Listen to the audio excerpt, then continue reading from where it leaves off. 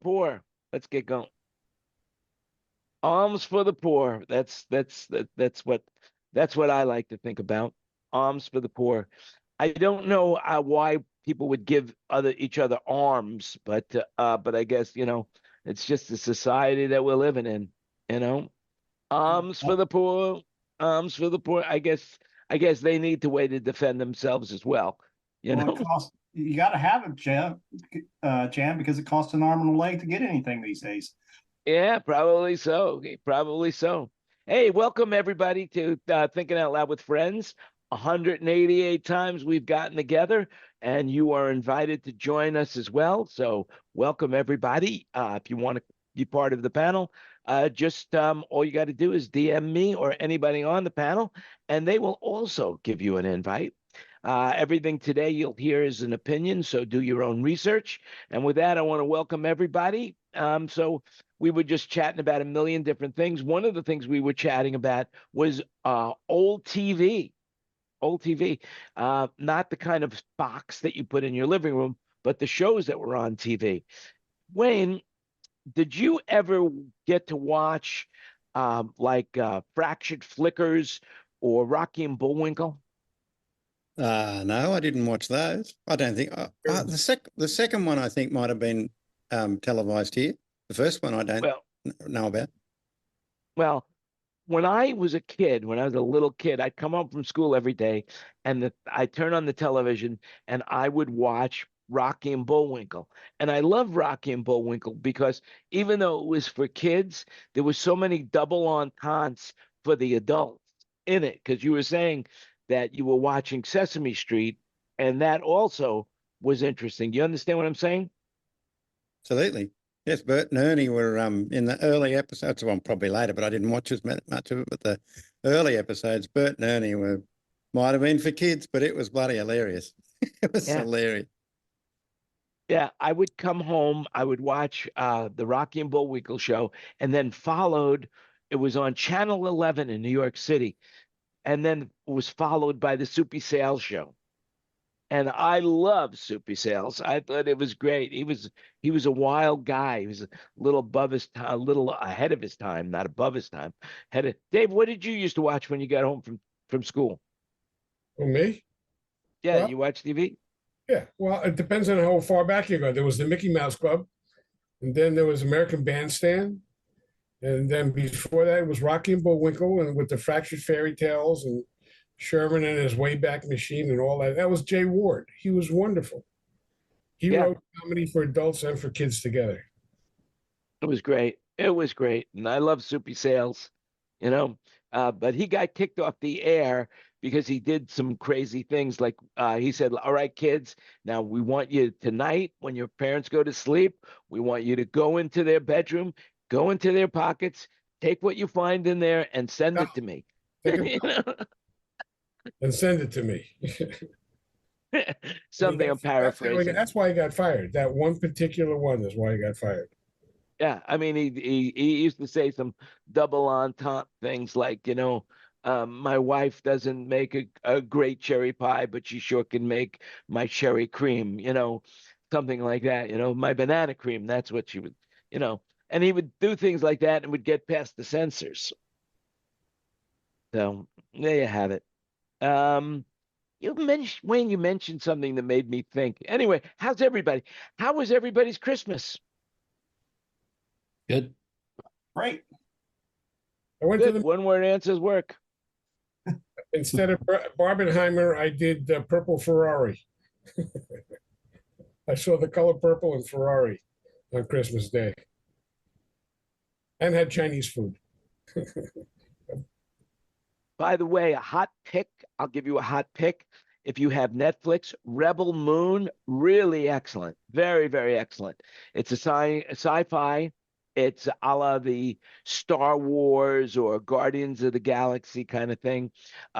Really good. Excellent acting, really good sets and scenes. They spent a lot of money on it, so it looks like, and very worth the watch. Has anybody else seen it?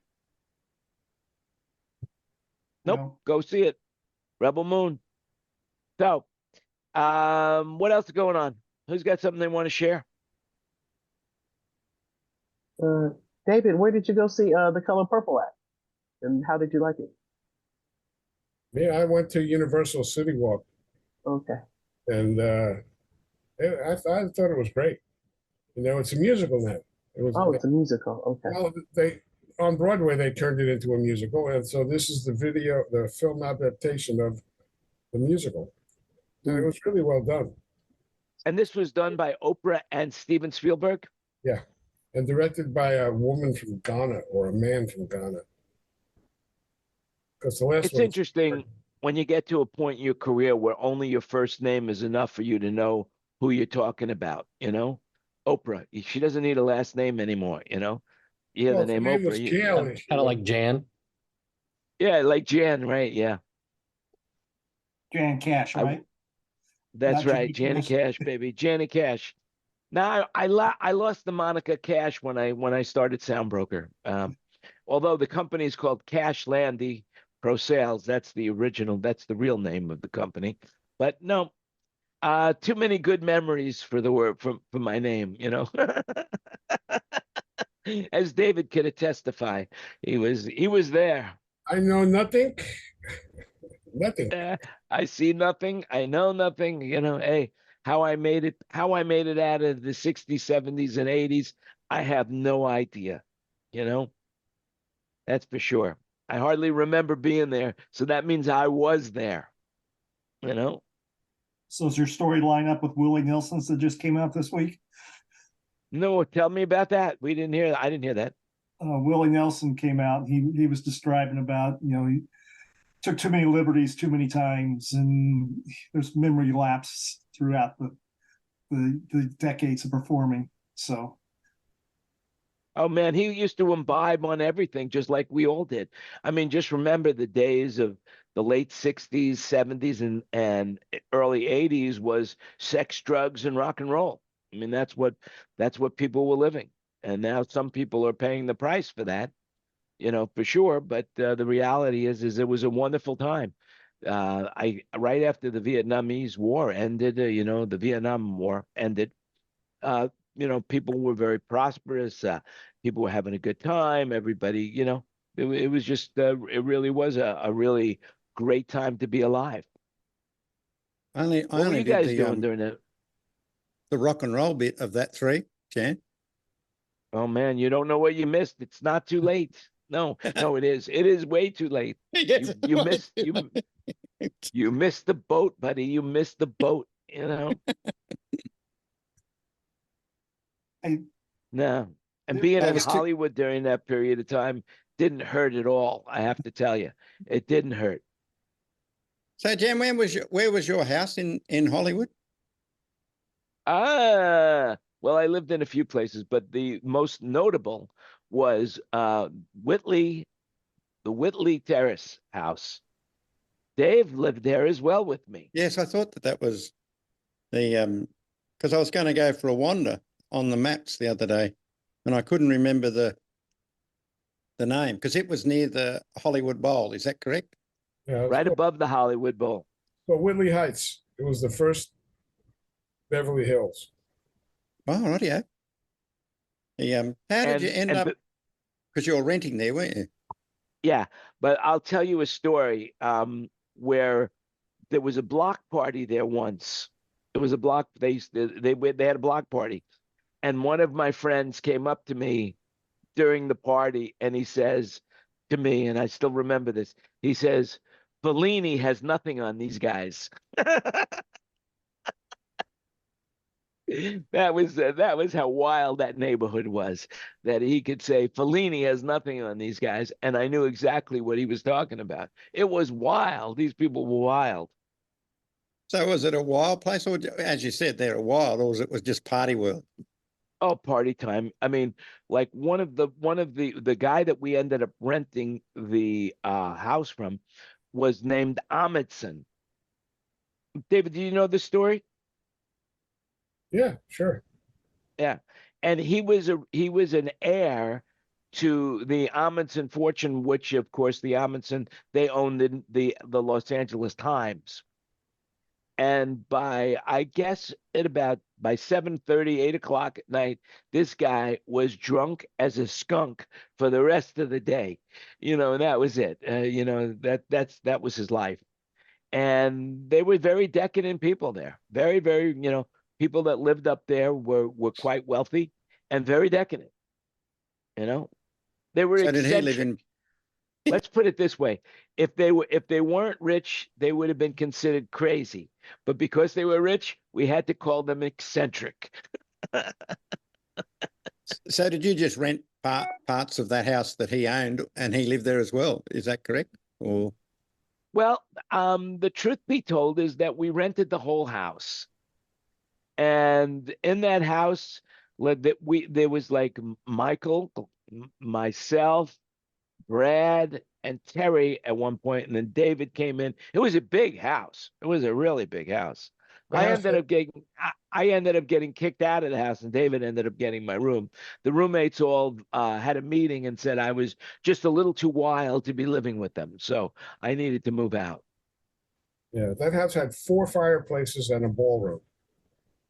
I'll kind of tell you how And big it was furnished with the original furnish from the 40s. Parker was his name, right? Parker Amundsen or something like that. Yep, Parker. That's right. Yep, yep. He drank May he himself rest out in of the peace. house. He drank himself out of the house, and the bank took it over. And we found papers that the bank was now owning the house, and they didn't know what to do with it, so they rented it to us, and they gave it to us at a ridiculous price, furnished. Because when he drank himself out of it, the furniture was still in the house. He still actually owned the furniture. He just didn't own the house anymore, and they left it there. So we lived there for a few years with this antique 1920s Hollywood furniture in it. You know, woven rugs, the whole thing. It was pretty wow, cool. yeah, wow. And we used to have parties there, I would say, at least 3 times a month. And the whole Hollywood community, the rock and roll Hollywood community would come because we were all in the rock and roll business. Every one of us were in the rock and roll business or wanted to be in the rock and roll business. At that time, I was in the record business. Yeah, I was working for RSO Records, I believe, or maybe Bearsville Records. So I mean, here's something you guys don't know. I was fortunate enough to work for the manager of Janis Joplin and Bob Dylan and the band, Albert Grossman at Bearsville Records, because he owned Bearsville Records. Todd Rundgren was there as well. So I really had a really good front row seat to a lot of activity at in those days. I And don't, then I don't say again? remember working for Bearsville. Oh yeah, that was a fun job. I was in the mailroom. I worked the mailroom. And then as I was working the mailroom, the LA music scene was really starting to, really get really happening with the motels, the Knack, just to name a few of the bands that were happening out of LA, Blondie, and the King Bees and Paul Warren, and basically I started going to the clubs and I became an A&R guy. And I got to sign a bunch of acts to RSO Records because basically they fired me at Bearsville, but I had the opportunity to negotiate with the Knack. But my friend Bruce Garfield, who ended up signing them to Capitol, convinced them that it was a better choice for them. And for sure, it was. They did the right thing by going to Capitol and not going to RSO. So, congratulations to them. Anyway, Well, I'd there's a reckon. little piece of history that Yes, you that's didn't know about me. fantastic. I'm sure that when you and David and all the rest of them were having Party World, there was an awful lot of rock and roll discussion. Oh God, yes, there was. I mean, um, one of our temporary roommates, I guess John Chesler, he was working for J.D. Souther. And that time, the Eagles were really happening, so we were involved in that scene. Um, David, were you still with Mandrill, or who were you with at that time? You were working with a lot of different bands.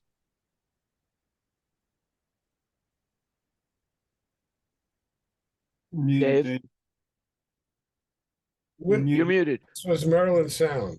So that was after. That was like the beginning of the Natalie Cole, Firefall, Neil Sedaka era for me. And then Tahoe. So no, I was definitely an LA guy at that point. You know, and one of our roommates, a guy by the name of Terry Shattuck, I just actually dreamt about him last night. Um, he had a band called Tranquility. And if you want to hear some really great music, you could go on YouTube and go Tranquility, the band. Really way ahead of his time. I'll maybe let's see who would you what's a band that would be comparative? Pink Floyd, maybe Steely Dan. Uh, really nice melodic rhythms with great harmonies. I mean, but because of, a lot of bands don't make it due to the fact that inner politics gets in the way and breaks them up.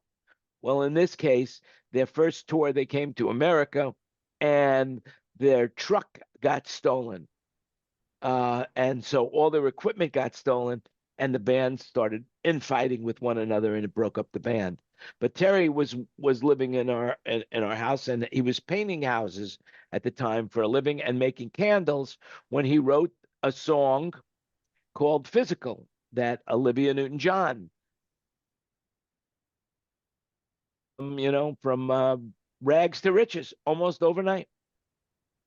And we watched that go down. The important part of that story is that he was in the studio doing a demo for Physical, and Olivia Newton-John was in the next room over and heard it and said to her people, "I want that song. It's perfect." Actually, David, that is not actually correct. Oh, how did What happened is he wrote this song with a guy by the name of Steve Kipner, and Steve Kipner went to play the song. He really liked the song, and he went to play the song at his lawyer's office in Century City. And on the other side of the wall of this office, they shared an office with the manager of Olivia Newton-John, and he heard it, and he said this would be perfect for Olivia. And so Olivia recorded it, and they knew it was a big hit. But the day it was about to go to pressing with the record, with the pressing of the record, Olivia called him up and said, "Hey man, I have second thoughts about this. I don't think that this song should be me. I don't think I should put this song out." And he lied to her. He said, "No, it's too late. We pressed it yesterday."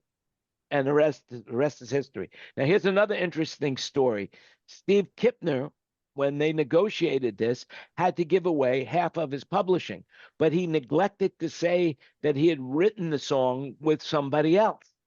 So Steve didn't make the kind of money that Terry made, because at that point then that the record was done, the deal had already been struck and Terry hadn't been included, so he didn't lose any of his writing or publishing. So he became very wealthy very fast, and Steve Kipner still had to work for a living.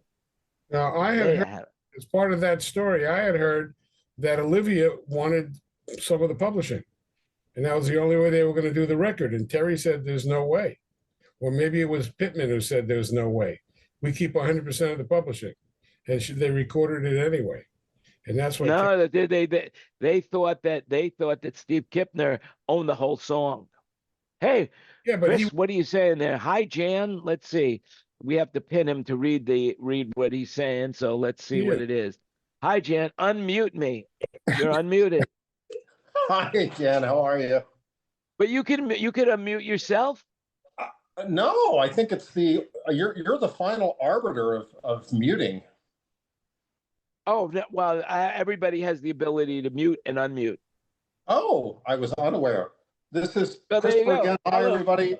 This is my friend Curtis Mathewson, who lived just down the street from the Amundsons and knew them personally. So that was pretty cool. But Curtis is a producer, engineer, guitarist, generally great guy. Mm. So Curtis, there we are. Did you know Parker Amundsen? Well, my mom did. I was just a little kid when they were socializing, So Yeah. so they ended up with a big house in Corona del Mar overlooking the beach. The Almondsons, yeah, they were, yeah, Mary Almondson, I think was the wife, maybe Marie or Mary, if I'm not No, I mistaken. don't know that. I think Parker was like the redheaded stepchild of the Yeah, I family. mean, I'm sure. yeah, I mean, I'm pretty young. I mean, I was just a little kid, you know, when my mom was a very social person in the Newport Beach area, so I didn't really, you know, I knew them indirectly. I was just Very cool. rubbing elbows. But they have a Very, house, very good. or their kids, or whoever is left in that family has a house in Corona del Mar. So, but it's a beautiful home, I gotta say. No, I'm sure it is. With Yeah. that kind of But money, with that kind of money, it would be surprising if it wasn't. did Olivia Newton-John, did David J. Holman cut that track, Physical? Absolutely, David Holman, he sure did. In the studio, and that was done in Laurel Canyon, in his Laurel Canyon studio. You know, he used to Absolutely. have his Stevens tape machines. If I'm not mistaken, he had some of the original John Stevens tape machines. He was a great engineer. An amazing engineer, and also very eccentric. Yeah. And he also I actually loved working with the guy. He was, we worked on a bunch of different things. We worked on the soundtrack for Meatballs. David Holman was the engineer on that for us. We used him for a lot of different things at RSO. And one of the things was Olivia, her stuff. The other thing that we used him for is he was the engineer and producer of the King Bee album, first King Bees album. Wow. Did he do Grease as well? He did parts of Grease. He did some of Grease. I don't remember exactly what he did, but he did have some doing with Grease, but not all of it.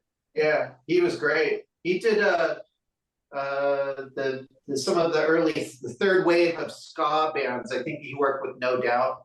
He kept having hits. Yeah. David. Yeah. Nice guy. I did record at his studio. I was friends with his assistant, and somehow that assistant had a copy of a Queen record, and so we were remixing it all night for fun. Anyway, long story. I'll let it go. That's it. Very good. Very cool. Nice to meet you, and Nice thanks to for meet joining you. us. Thank you. Thank you. Speaking of Greece, Jan, did you ever get your jacket to the Smithsonian? No, it's sealed in a well, I wouldn't call it hermetically sealed bag, but it's in a garment bag sitting in a dark space, so it's not aging. I never got it there. Wow. You guys have a Just for those people who don't know, I have one of the original jackets that John Travolta wore in the movie Grease, the T-Birds jacket. Oh wow! Holy cow! Pristine. Did Stuff. RSO Records? Did they have anything to do with the Cars? No, that was EA. That was Electrosylum. Okay. I saw them at the Roxy Theater when they debuted that album. I was blown away. They were really good. Oh yeah. Yeah, they played a mixer at Harvard before they, kind of had any traction in the music world. And my brother was at the mixer, and they played it. It's just crazy, like for, I don't know, there were maybe 100 people there. Like a little party. A little party. Yeah. Private party with the Cars in Cambridge. What a band. Yep. I mean, some engineers, I work for this guy, I worked for this guy named Jeff Cook, who was like crazy out there.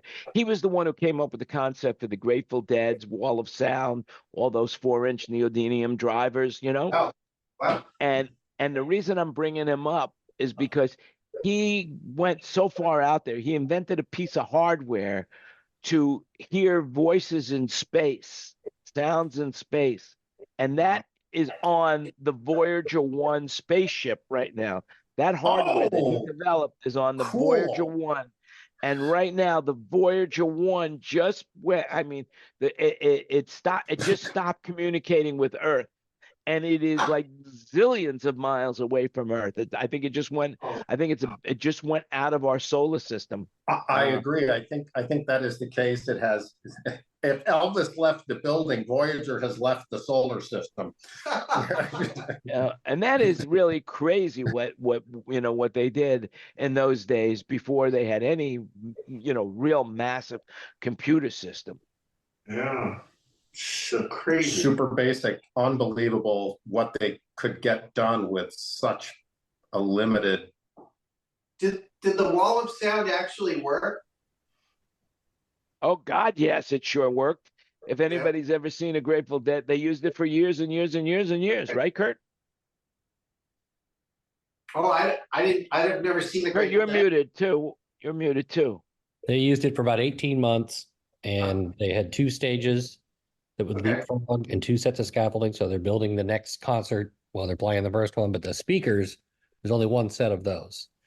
And it was the cleanest system, probably as far as intermodulation distortion goes. It's still nothing could touch it today because nothing, no 2 sources, no 2 sounds went through the same cabinet. So there's no IM at all. It's a line array decades before anybody modern even knew what a line array was. And it used to about 18 months because the gas crisis made it impossible.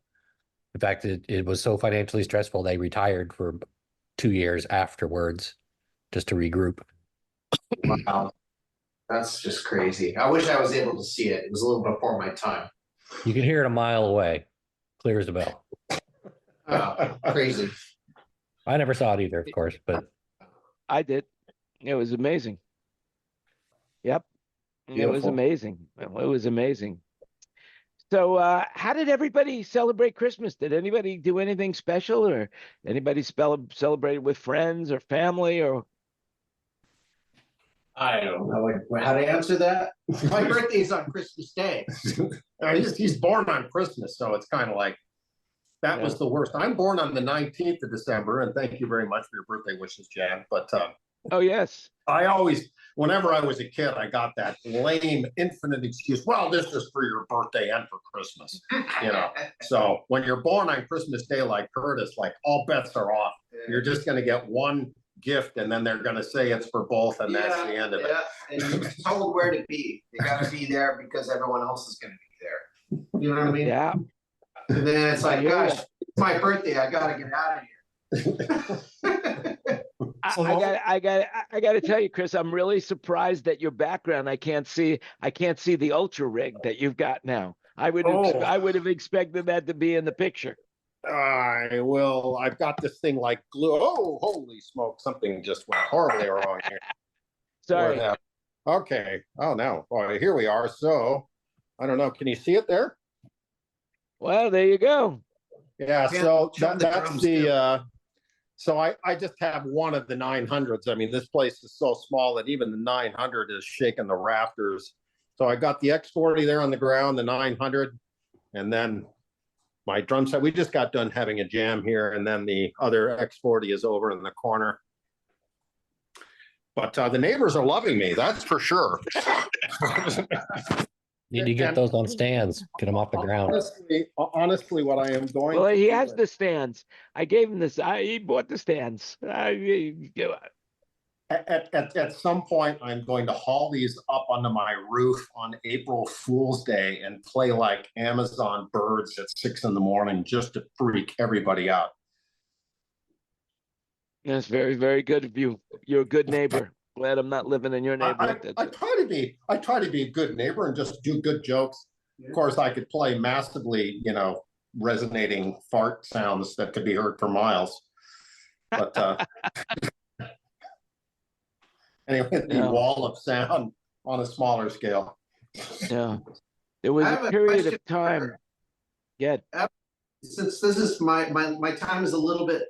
I don't know. I'm just meeting such amazing sound people in one very short, condensed space of time that I have to ask you guys, as veteran sound engineers, like, has the transition from analog consoles like PM 3000s and stuff like that to the new digital world? I mean, has it been painful or has it been easy?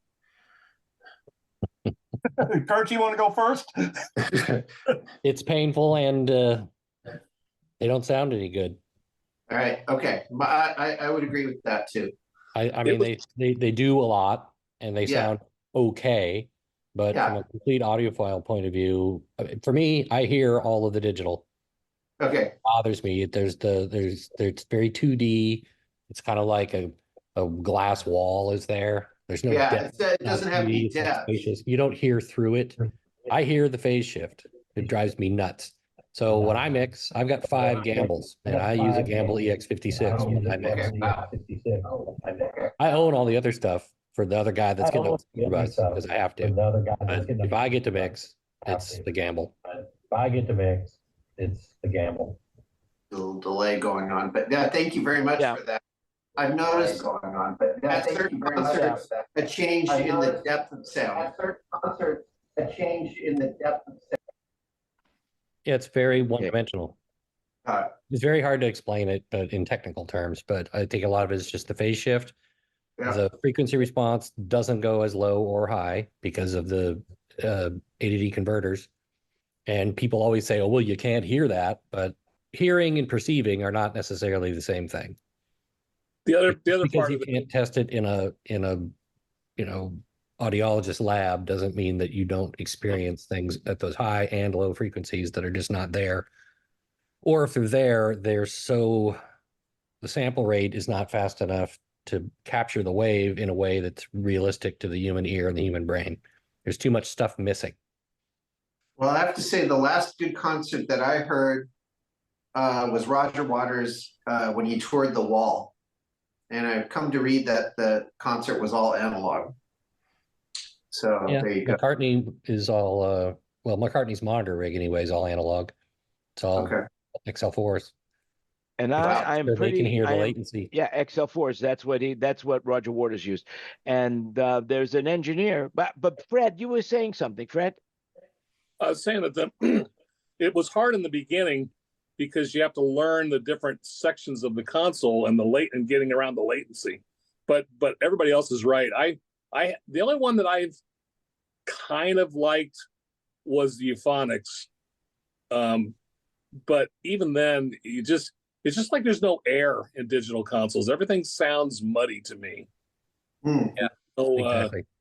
there's no openness to it. It's just something that's coming out of your speakers. Got it. It's like a modeler for a guitar amp. No matter how good they are, I've got an Axe FX3 in the other next room. I haven't turned it on in 3 years. I haven't powered it up in 3 years because it can't touch my Mesa Triaxis or Deluxe or any of it. Yeah. It can do 128 things, but it doesn't do any of them well. Good point. Very good point. And how old are your needs? Oh, I've got some original 1081s from early 70s or whatever, mid 70s. Yeah. Are the black faced? No, those are the germanium ones, I think. Mm-hmm. Yeah. Well, the challenge is, of course, just like the Wall of Sound was retired because it was too much money to transport. Right now, space at a concert is at a premium, and I have to just completely disagree because video is 10 times the size of what audio ever was, and that's true. These modern digital consoles are for a full big concert like Sully's doing or something like that. They have tons of outboard gear. The console's is every bit as big as a Gamble at this point. I mean, the idea that you're saving space and selling more seats, that's been out the window for years. Yeah, but isn't it true that video can be anywhere in the building and the audio has to be in the middle? Well, yes, but everything I've seen lately, with very few exceptions, they're all out together. I mean, there's some guys that are making the concert sound acceptable to a degree because they're incorporating a lot of outboard analog gear on the vocals and things like that. They're beefing up the sound and they're using the console as just a converter. Can you elaborate on how? I think that's definitely a thing, but Like, it always strikes me at NAMM, you've got all these huge booths in the middle with all of these digital console makers, and then all the way around are the people with a little card table, and they're all trying to build something to make the thing in the middle sound good again. Like, you know, why emulate something when you can just have the real thing? Why play through a Axe Effects when you can have a 66 Deluxe? Right. Why? I get the convenience of recall and all that stuff. Yeah. So that's the only real argument I can see for I it. get it. Yeah. Sonically, I don't think it comes close. And So there's do a lot. you think it's ever going to revert back to analog consoles? I can't I imagine. think there'll be some type of hybrid. There's already, I see a lot of sort of people getting over the digital thing. You know, I mean, obviously, I'm kind of a guy in a certain niche that, you know, but I mean, that Gamble console group has 2,900 people in it now. I thought there'd be 10. You know, so there is an interest, and there are people who are, you know, look at what they're doing. Everybody's got all this analog outboard gear they're hauling around again because they can't get there with the plugins. It's just Alone. not the same. Yeah. I just looked at an Allen and Heath over the weekend, or the past weekend, because I got a system with Allen and Heath that's going down, and they've got a new 32 channel linear board that's coming out that has all the auxiliaries to go in and out for the output, but then you still get the digital control that you can use your iPad to do monitor mix checks or something, but or allow the band to do their in-ear controls. But they're sort of going to that hybrid that Kurt's talking about. Yeah, and Jim had that with the DCX. It's the, you know, that was the first digitally controllable analog console, and he was just like everything else, he was 20 years too early, and people couldn't handle the idea that they would mix on a laptop with a mouse, and now everybody mixes on a laptop with a mouse. So That was the Euphonics. Yeah. The DCX Oxford didn't was succeed. Oh, There's only the- like 8 the ever Oxford built. was before that, Kurt. What? The Sony Oxford wasn't before that. I'm sorry. In Somebody a said studio, that might have been the first. you Yeah, said the I saw first somebody put a Sony Oxford in the truck, and that's how I got exposed to it because I'm a sports guy. But it was an analog console that was digitally controlled. It sounded great. The biggest problem with it was it took 18 minutes to boot up. Oh, Well, but So if you that- lost power, it was 18 minutes before you were going to get a single sound out of the main bus of the console. who Yeah. made that? Sony. Sony. Wow. And Well, then that if it would've went been down, fairly- how long would your signal chain be off? Would it take 18 another 18 minutes? So you would be without any kind No, of signal for 18 minutes. the whole console would come back, but it was a minimum of 18 minutes before you got signal out of the console again. Wow. I think Harrison had a similar desk for film mixing. And that was like about $1 million desk. And it was very euphonics in the way that all of the analog electronics were in a tower that had to be cooled down, and that the console surface was just a controller. Ran on Windows 95. Anyway. Yeah, the Yeah. DCX was like that. It's racks of I/O, you know, with gates and comps on every channel and all that. It's all analog, all the Gamble mic pre's, so it sounds as good as the EX or maybe even better. The thing that killed him on it was not letting anybody build a dedicated control surface. He knew that he wanted you to mix on a mouse or a touchscreen, but touchscreens were pretty good back then, and people they just couldn't handle the idea of mixing on a mouse. Got it. Yeah, who wants to do that? Now, David, what about Artie? Didn't Artie have something like that as well?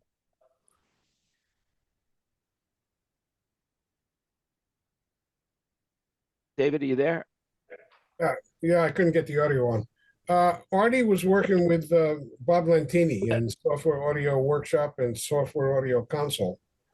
And do you guys know about that software? Yeah, that's a very similar thing. And actually, the guy you just mentioned did the graphic interface for Jim.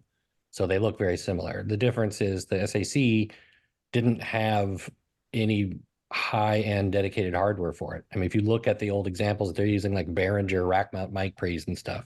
So it might be similar in the way that it's the architecture, but the actual audio quality between a Gamble mic pre and the whatever mic pre, because the SAC didn't have hardware with it. It's a software platform.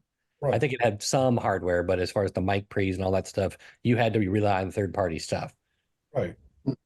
So Behringer mic pre is not going to cut it compared to a Gamble. Just there's not even in the same universe. It's true. I mean, Can I say? Oh, sorry. Yeah, no, and then in Broadway, weren't they using a system called LCS and I think or LSC?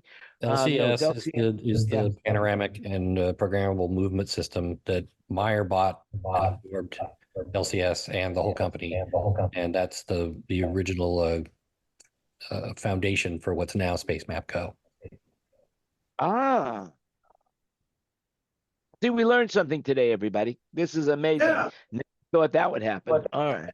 yeah, by the way, Elton John has been using software audio console on his monitors for 20 years. Yeah, I'm not saying it isn't a valid thing. It's just you have to have the right kind of hardware. I'm sure Elton John is not using Behringer mic pre's. He's probably got They are needs. using Behringer. I talked to their and I went to the show and I hung out with Alan Richardson, who's been this guy for all these years. And I asked him, I said, why are you using Behringer preamps? He says, that's what we had when we started and they loved it so much they won't let me change it. Yeah, well, that's like people who they don't want to fix what's not broken, but they don't understand that it could be much better than it is. They're just used to what it is. So I understand that approach. I mean, that's kind of like what Kenny talks about all the time with the singer guy. Well, Yeah. Yeah, why fix what's broken? But at least it's not front of house, Behringer. Right. Well, what I've found over the years selling every brand imaginable is that once somebody gets it in their head that they are using the best that there is, they justify it no matter how bad it really is.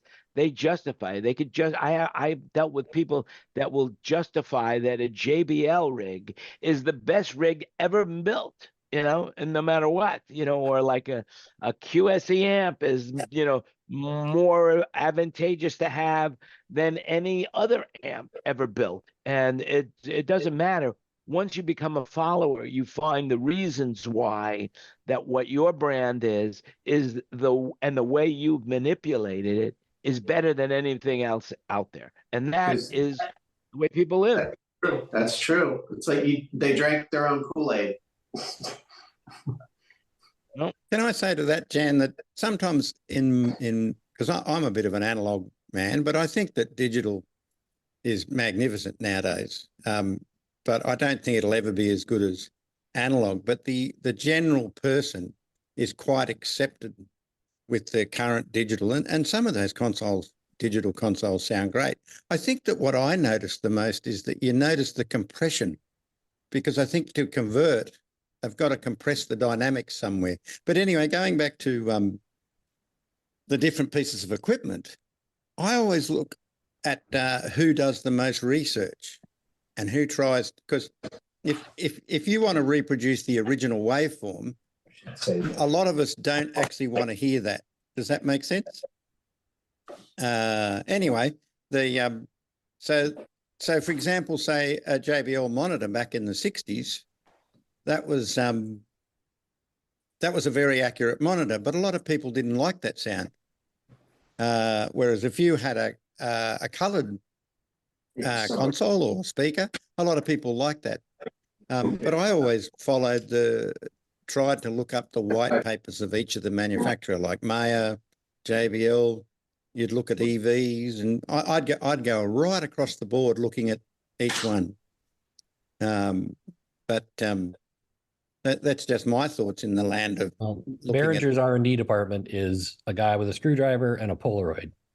So yes, well, they're building stuff to a price, but I don't think it's as different as it used to be. I mean, obviously, if you go and get an Avalon or there's some really serious mic preamps, they're going to sound much, much bigger and much, much better. Their noise floor would be better. There's a whole bunch of things that come into play. But I just find that like, you know, all the things, the advantages. I quite like the idea of, I mean, I'm a real analog person, but I quite like, if I'm on top of the console, I like quite happy using a digital board. I think it's more fun mixing on a analog board with a whole bunch of outboard equipment. But there is you know, the 24-bit 96K is pretty good. The biggest thing I noticed is with a digital board, you always hear the grit in the top end if you push it. So, if you know, it always sounds a little gritty, but you can get around that a little. Yeah. But if you, I mean, I'll go back to old school when I had two Yamaha, I had a Yamaha 1532 console, which is not an API, but it's not a, you know, it's probably not a big mic, but they were wonderful sounding boards and huge amounts of headroom. They sounded great. Well, properly designed analog circuit, when it distorts and gets into overdrive, can be pleasant in the adding the third harmonic, like a guitar amp does, you know. But a digital console, just that doesn't work in digital, you know. And so now you've got plugins to model an analog circuit being overdriven to try to make, you know, everyone's trying to make it sound like analog, which I think a lot of people miss the point of why don't we just use analog? Yes, I tend to agree sometimes, but the advantages of digital are just too. The real and the advantages younger people are into it. Are recall.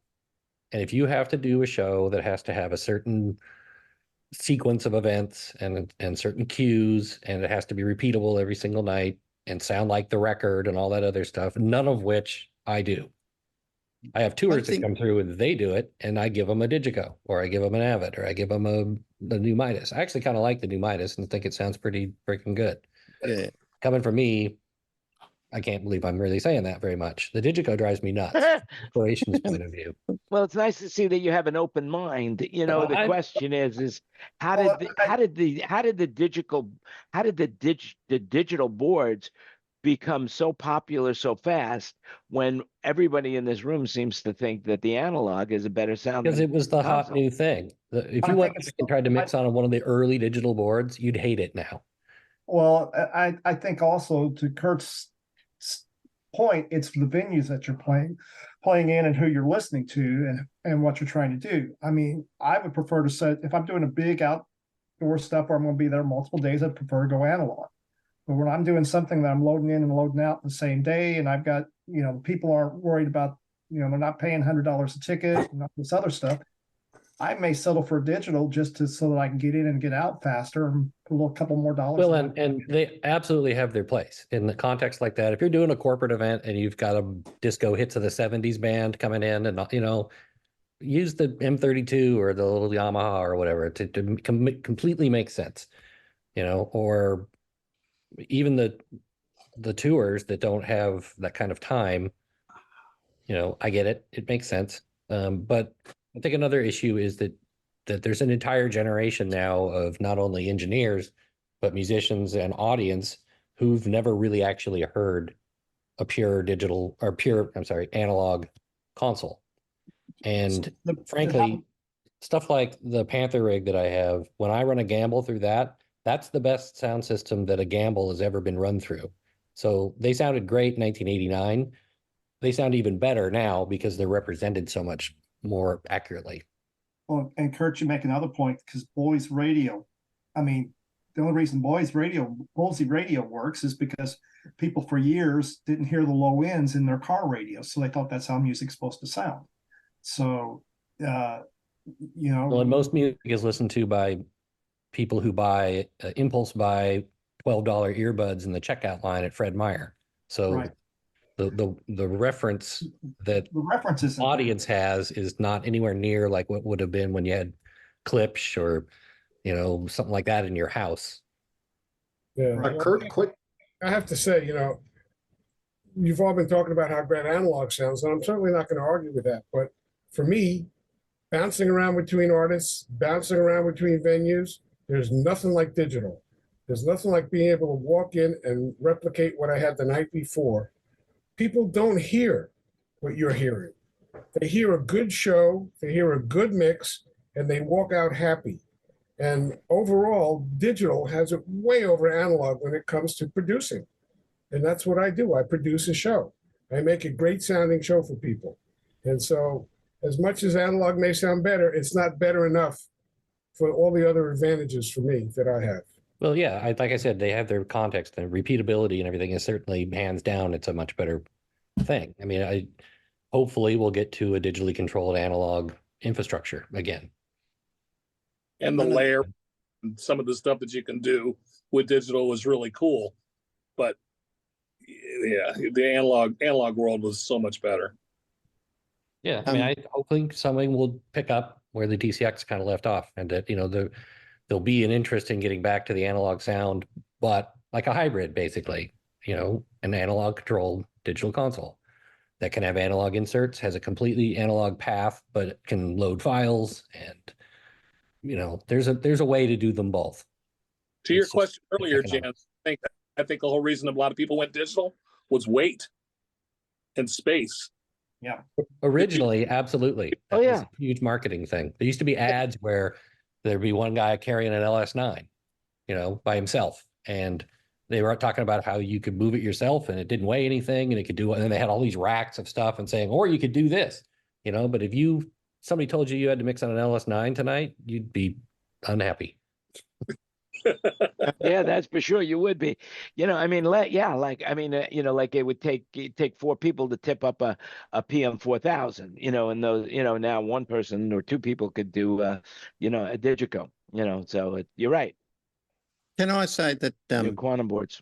That whilst I'm an analog, I just did a show, and obviously I don't do shows the size of what all you fellas do, but I just did a show, and I spent the good part about digital is that you can sit at home and prep your whole show. I even do monitor prepping, and you've got it all loaded. If you're in a hurry and there's no time to check everything, I create my VCAs and you can plug it all in. Long as the line check, you can put your mix together because you've created EQs, everything on the digital board. That's one of the things that you can't possibly do in analog, as much as I love analog. So there is some huge advantages of the analog. Well, I just did a show, 48 channels. There was stuff everywhere, and I was still plugging microphones in when and it was a big band, and they were changing. But I was quite comfortable because I had as long as the mic went in and it worked, I'd prepped the whole console, upside down, back for 92 channels, even the monitor levels. So. And I was lucky because everything worked and everything was very, very close to where it needed to be. But,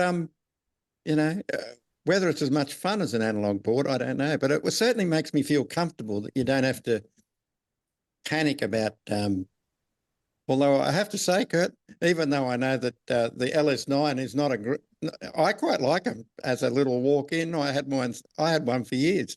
And, I had 2 sets of layers, one for monitors, one for front of house, and it's 19 kilos, and I could carry it in and plug it all in, and I never had an issue with the sound of it. But certainly they're not a Digico, but they're still a good sounding board for what they are. I got 2 in the shop. You want them?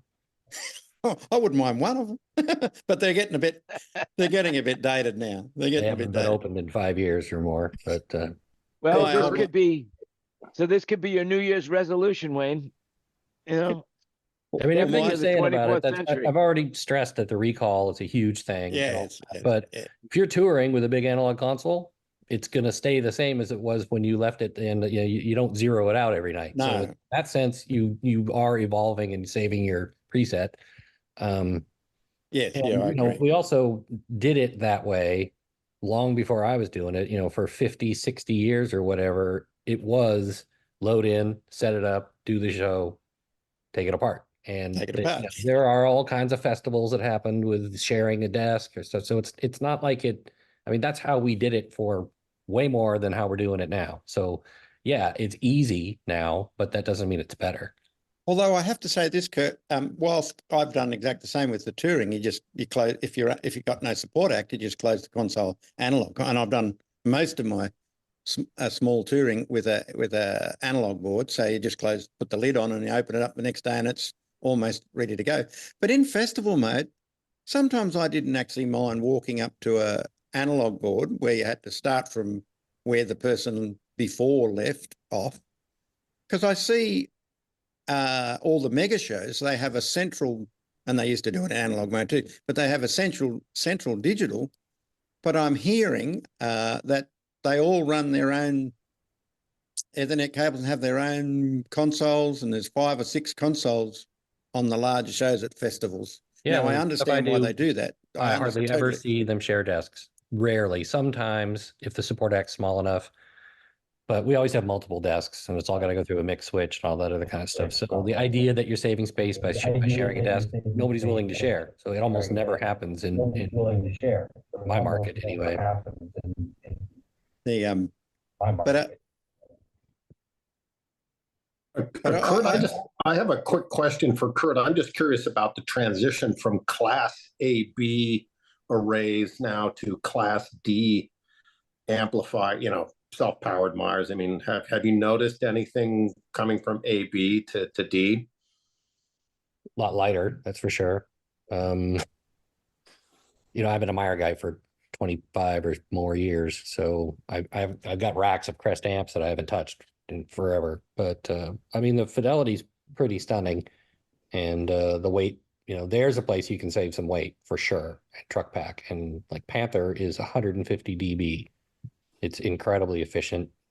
It weighs 50 pounds less than its predecessor Lion, and it's in my opinion stunning. You don't have to do that much to it. And then another thing I would say, Wayne, was, if I've got to mix a band that I've never seen before and I'm never going to see again because I'm mixing support, and I found out an hour ago at load in, then I'm much faster throwing a mix together on an analog, especially a Gamble, than I would ever be trying to hunt around layers and menus and put in all this other stuff. And for me, it already sounds so much more like I want it to sound that I don't have to do all of these crazy plug-in chains to try to get it there. So I can throw a drummer or a BSS comp on a vocal and high pass it and bring up the fader and already basically be in a pretty acceptable spot. And then, by the end of the second song, I'm starting to refine everything. Because rarely, if I'm in that position, do I get more than about 10 minutes to sound, a line check's about all I'm going to get. So I'm much faster on that without having to run around and jump pages and pages and menus and layers and turn on things. And I don't need multi-band compression on every channel on an analog console because it already sounds good in the first place. So for me personally, I'm way faster on an analog console to doing a throw and go than I ever would be on a digital. Oh, I'd have to agree, Kurt. I did many festivals where I would be the front of house guy, and the band, no sound check or anything. I'd just start with my starting analog. If you've never worked with the band before, you can. It's definitely fun, unless you have a starting file, which is prepped. You can always do it much easier, quicker on an analog board. I wouldn't say always, but in most cases you can get it together quicker on an analog board. Well, even just having access to a row of encoders, pots, you can change the gain real fast. You can put your hand on many faders. There's a whole. I did many years of doing festivals and I was just doing front of house, and you would change acts. And most of the time, I'd never worked with the act before, and it would take me a couple of songs, and I don't know what other people thought, but I thought it was starting to get in the realm. Yeah. If you walk up to, say, for example, I do think the Yamaha digitals are easy to walk up to in general, but the problem is there's all this hidden stuff that could be done that you don't know about. And if you're just walking up, if you're on the console all day, it's a bit different. You sort of got your stuff going on. But if you walk up to a Digico, which is a great board, and you're not sure what's going on, stuff could be going everywhere, and you don't know. Right. Exactly. The D Live is pretty intuitive. That's a pretty good festival oriented console. Their whole platform is very intuitive. So Well, those two, and I think they are great as far as that goes. I think Yeah, Wayne, but you don't find a lot of D-Lives anymore. But the next generation of Allen Heath is getting some market penetration. So I think Wayne hit on it though too, is analog. I can walk up to just about any analog board and start with running with it. When I change brands of digitals, going from digital brand to digital brand, the naming convention's not the same, the layers are not the same, trying to find things are not the same. You have to really stop and think of whose brand you're using and how to get to it. Yeah, the IO patching is different from every desk. Right. That's the other thing that sucks about digital is you can even have two similar desks, but it depends on how they're integrated. Right? Your IO can be hooked up so many different ways because it's not linear like it was in analog. You don't start at 1 and go to 72 or whatever. You could start at 50 and then jump to 1 and then go to 59 and then go, and it's whoever integrates it, and it's crazy. I'm a student, solid state logic. When I first kind of got into the business, I loved SSL boards. And then when the digital line came out, I went to NAB one year and I asked the guy, I go, why can't I build a file on this desk right here, have an exact copy, an exact copy of the disk sitting right there, take the file of this desk and load it on that one and have it play? And you know why it didn't work? Because everything was based on the serial number of the fader. So you couldn't load an exact show with an exact copy. Everything is exact. The $100,000 desk sitting next to a $100,000 desk with everything carbon copied. You cannot build a file on this desk and load it in that desk. How stupid was that? You think that's because the resistance curve on the faders was different? No, because all the parameters were based on the serial number of the fader. So your fader 1 had a number associated with it. No other anywhere in the company has that serial number. So it doesn't matter. You can't take that file that you just built and load it into any other console other than the one you built it on. So that was the data point they used as an identifier for that function. Right. So what's the point of recall? What's the point of having a geek stick? You might as well just save it on an internal hard drive. I got 15 seconds to go back to work, so I'm going to be listening.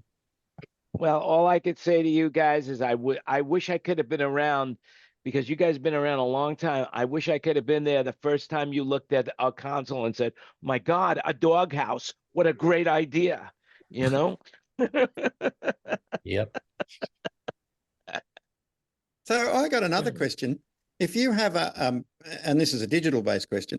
So with all the plugins and everything in digital mode, and whilst they're all fantastic, all the whatever, the waves and all those things, I often wonder if I walk up to a digital console, and I'm more worried about getting the mix together than I am plugging in my, because that creates a whole bunch of other technical issues if you're in a hurry, or even when you're not in a hurry. But sometimes I wonder obviously I understand if you're doing a show and it's a major show and you've got all this fancy stuff going on in your plugins, then you need it. But sometimes I wonder about, I'm more interested in putting the mix together than I am having 10 plugins or 20 plugins, because usually I find that the onboard effects and goodies are all very good. So I don't know. There seems to be a huge push for 1 million plugins on every board. And I go, you buy $100,000 digital board and then you want to plug in all these plugins. I don't know what other people's thoughts are on Just because you can do it doesn't mean you should. That's exactly correct. Can I just chime in here? I have such a beautiful corollary to what was just stated. So back in the old days, we had typewriters. Does anybody remember those? And when I was first starting out in IT, we had IBM Selectric typewriters and word processors, most notably Wang and some of these other companies, were coming out with text processors. And a couple of CEOs that I was dealing with trying to introduce technology into their company basically said, but wait a minute. So the regular a typewriter is kind of an analog kind of, thing so you would just type a letter and you had a few things. You had bold and maybe you could underline and you had just a few extra little functions. And you were given a dictation and the letter would get spit out and you would sign it and it would be sent off in the post. As soon as we got word processing, every document became a fucking mission to create the most beautiful looking thing you could possibly do. And given all of the things that you could do with a document on a word processor,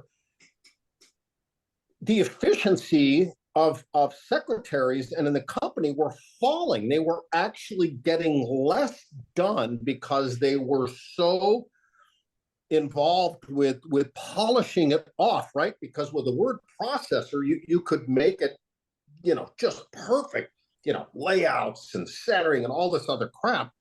And rather than just getting the work done, and I'm listening to this conversation and it brings me back to just an analog typewriter versus a digital word processing. I think I lost everybody there. Well, No, you didn't lose. I understand the concept. I'm sure everybody did, hey, it's I remember getting a Selectric that had autocorrect. Unbelievable. It had the white out and it's built in a ribbon. Where you get backspace over it. Yeah. I mean, that was a miracle, but going back to that way, I absolutely remember working away, writing these notes for my boss. And, and he said, hey, look, check out this thing. Instead of using the quill, here's a lead pencil. We just invented it, and I remember, wow, lead pencil. This is amazing. And then he says, hey, check this out. We've got this thing called carbon paper now, and you can have 2 copies. Carbon paper. There you go. Recall the show with carbon paper. Exactly. So there we were riding on my dinosaur, but look, no, things are changing and the things are changing everywhere. But the reality is the number one thing that any engineer is paid for is to create the best possible sound they can so that the audience has the best possible experience, period. End of story. And that has changed throughout the years. Whereas when I started going to do rock and roll, we always thought, man, if your ears were ringing at the end of the show, it was great sound. Little did we know that what we were hearing was distortion and it wasn't great sound. Yep. Well, it could be great sound, but it was very loud. Yeah. It didn't have to. The ringing ears and the listener fatigue and all that, a lot of that is issues and product distortion. If the budget was big enough and the room was big enough, the PA was barely pushing and it was still clean. Yeah. It was the cheap stuff that. Yeah, well, And by the way, my first concerts that I went to, they were the speaker system. Concerts that I went to, they were the speaker system. Oh, all right. I'm sorry, Dave, but I had to mute you again because your feedback is coming through. But I had to mute. And then, for whatever reason, you've got your feedback settings wrong on the Zoom meeting, so you need to change them. But the reality is that my first.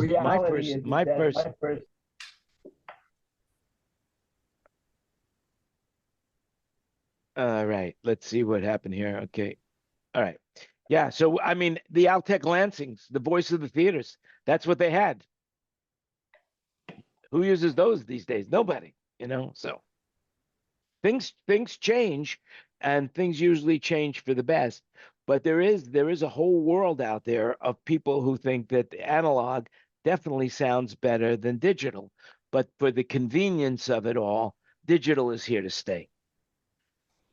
Oh, I'd agree. Not going anywhere. I'm just hoping that there'll be some sort of a evolution into more of a hybrid signal path. And I will say one more thing that you mentioned briefly, Kurt, in the beginning, is about how people listen to their music these days.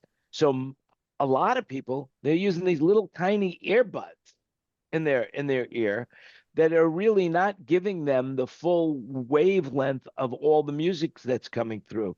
And people don't even appreciate it because, like when Neil Young came out with the 96K version player, it failed. It didn't do well.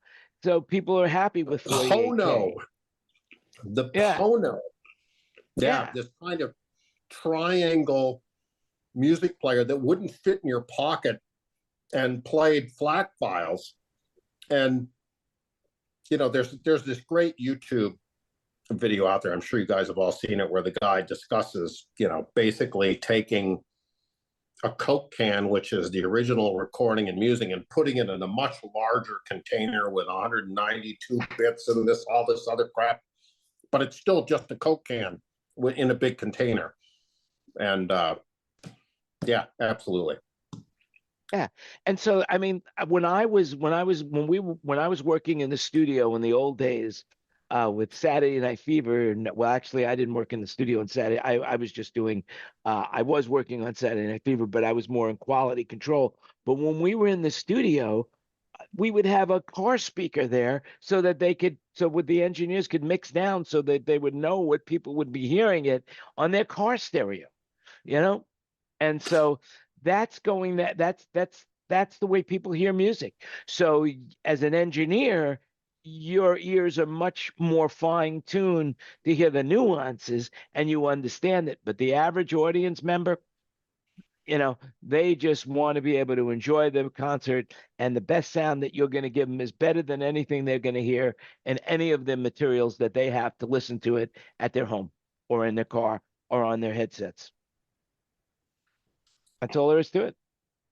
And so it's convenience and the portability of it all. I mean, that's why all of a sudden Pro Tools became so popular, because of the portability of the music, where you could send someone a file and then they could mix it anywhere and then give it back to you. And then you would be able to have that ability to create music from everywhere in the world. Well, another issue is there's an entire generation of people who that's how music sounds to them. They've never heard it the other way. So I've had engineers come through who, couldn't believe the difference when I'm mixing support on the analog desk. Like, they've never heard it before. They're like, what plugins are you using to make this happen like this? And I'm like, I point to the rack and I go, I plug that into it.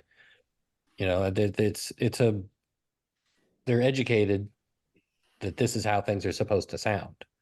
They've never heard a real desk. They've never heard an analog recording. Well, there you go. It's weird. I had 3 people come through last year through Bend, and they found out about the EX sitting there, and they left their tour digital console on the truck. And every one of them at the end of the night had a big grin and was very happy and thanked me for allowing me to let them use it. So I had 0 pushback or backlash from the people who took a chance. And they were touring with digital desks. Well, so Jake, you described, year and a half ago, maybe at the beginning of COVID, that you were in a studio in Nashville that was a custom made studio. It sounded like you were inside the music. Blackbird. Yes, I was. Blackbird. I was in his I lost the word. What McBride's place. Yeah, now that I know, I'm trying to remember the I just got mental block on it. Atmos, that's it. Yeah. I mean, that was amazing. I'd never heard anything like that before. And that's what I think Kurt's relating to, is most of there's a generation out there that doesn't know what it's like to listen to hi-fi music and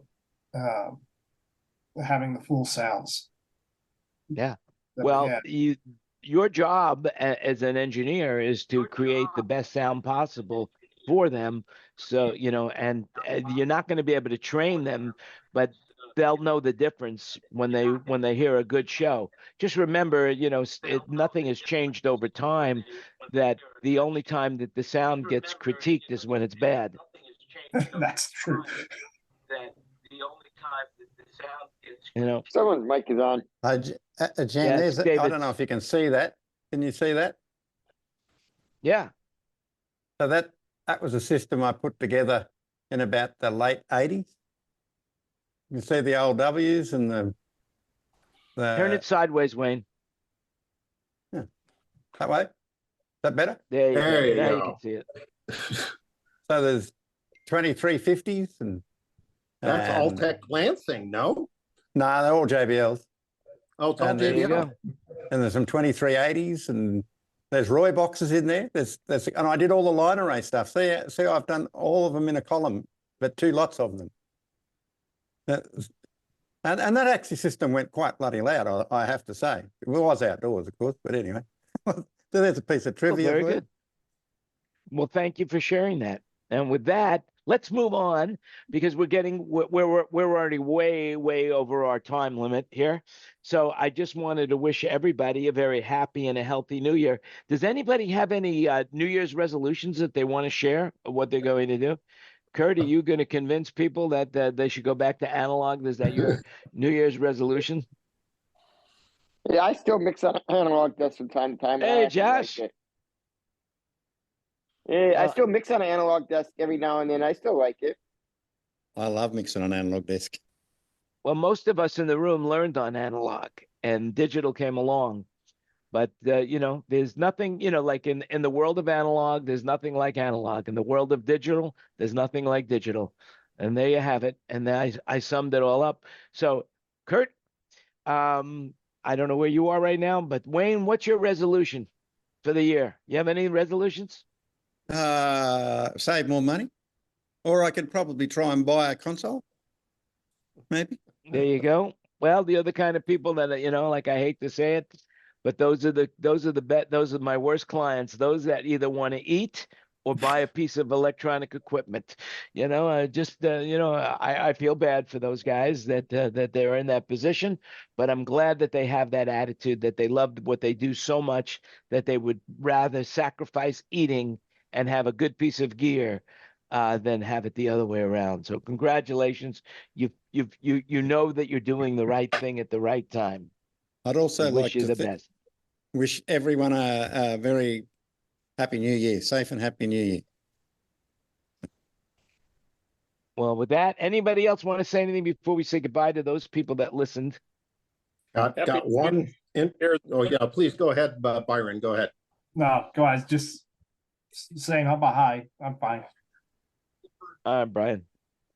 I have one little thing to sign off. It's something to think about. So I have been taking some drum lessons with a pretty good pro, and I asked him a question, and he was kind of blown away because it was the first time anybody had asked it. And I asked him, I said, "Look, you've had a bad day, wife, family, work, whatever it is, and you got to go out and play a show. What do you do? How do you, kind of let everything go and just go out and do what it is that you do?" So he recommended that I read the book, The Inner Game of Tennis. And so I did. And The Inner Game of Tennis has probably got to be 30 or 40 years old. You could just Google Inner Game of Tennis PDF and just download it. I mean, it's everywhere. But it was a very interesting thing that he said, which is that the basic thesis of the book is that there are 2 minds. There's the critical mind, which is like, okay, got to make sure you got the stick in the fulcrum right, and you're balanced, and your foot, is all working, and you're sitting right on your chair, and all of this other stuff. This is kind of the critical mind. And then there's just the subconscious organic mind that knows how to play the drums, or knows how to mix, or knows how to play guitar, or knows how to do all of these things. And so the basic thesis is how do you limit, or in the best case, eliminate the critical mind, just play, or just mix, and Yep. Very, very interesting. I would highly recommend it. It's a short read. It's 150 pages, double spaced, which is 75. And I mean, you can read the book literally in 2 hours. And it was a very interesting. He's just like, look, your body knows how to play 7/8 or 7/16 or whatever it is. Just let it play. Don't don't get in front of it and try to analyze it. Just feel it and play it. Don't think about it. Just do it. And that's actually right. That's exactly what it was. I carried that book with me. I used to play tennis, and I had that book in my tennis bag all the time. I would read it during, when I was No waiting way. for a match to start. Yeah, absolutely. It's a great book, Oh and my it basically says your body knows what to do. Let it exactly. do it. Let it do it. Don't overthink it. Yeah, so I've been playing the drums lately, and I'll just go in and just say, okay, you know what, today is critical mind. I'm going to playing with a metronome, and I'm going to be doing all of these different exercises, and then I'll go in another day and just say, okay, that's it. Just play. Just let your body play, and don't get involved. And I found myself doing fills inside of a song that I had never even contemplated, and it just came out.